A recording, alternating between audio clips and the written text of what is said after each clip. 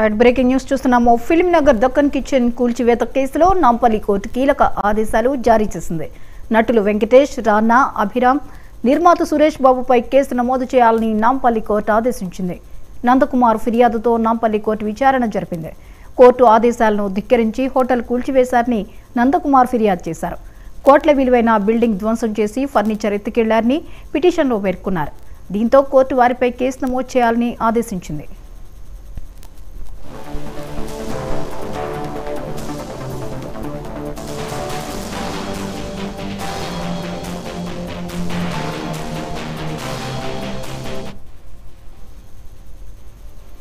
ఈ అంశంపై మరిన్ని అప్డేట్స్ ని మా ప్రతినిధి గోపి అందిస్తారు. గోపి, చెప్పండి, ఫిల్మ్ నగర్ దక్కన్ కిచెన్ కూల్చివేత కేసులో నాంపల్లి కోర్టు కీలక ఆదేశాలు జారీ చేసినట్లుగా తెలుస్తోంది. డీటెయిల్స్ ఏంటి?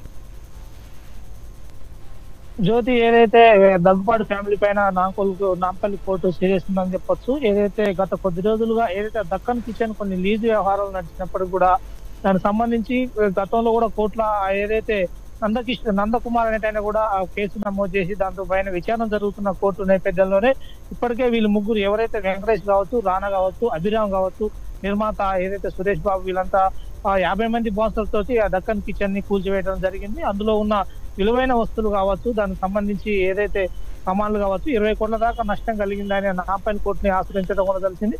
అయితే బాధ్యులు చెప్పిన వివరాల ప్రకారం ఏదైతే కొన్ని సంవత్సరాల క్రితం లీజుకు తీసుకున్న వాస్తవం నిజమే కావచ్చు, కానీ దానికి సంబంధించి నాంపల్లి కోర్టు కొన్ని డేట్లు కూడా ఇవ్వడం జరిగింది. దానికి సంబంధించి రానా కావచ్చు, దగ్గుపాటి ఫ్యామిలీ అందరికీ తెలిసినప్పటికి కూడా దాన్ని కూల్చివేశారు. ఇప్పటికే నాకు భారీగా ఆస్తి నష్టం జరిగిందని నాంపల్లి కోర్టుని ఆశ్రమించారు. నాంపల్లి కోర్టు ఈ దగ్గుపాటి ఫ్యామిలీ పైన సీరియస్ పైన దాదాపు 5 పైన కేసు నమోదు చేసి పలు సెక్షన్ల పైన కేసు నమోదు చేసి అరెస్ట్ చేయాలని ఇప్పుడు పోలీసు వారికి ఆదేశాలు ఇచ్చినట్టు కూడా తెలుస్తుంది. జ్యోతి, రైట్, థ్యాంక్ యూ గోపి.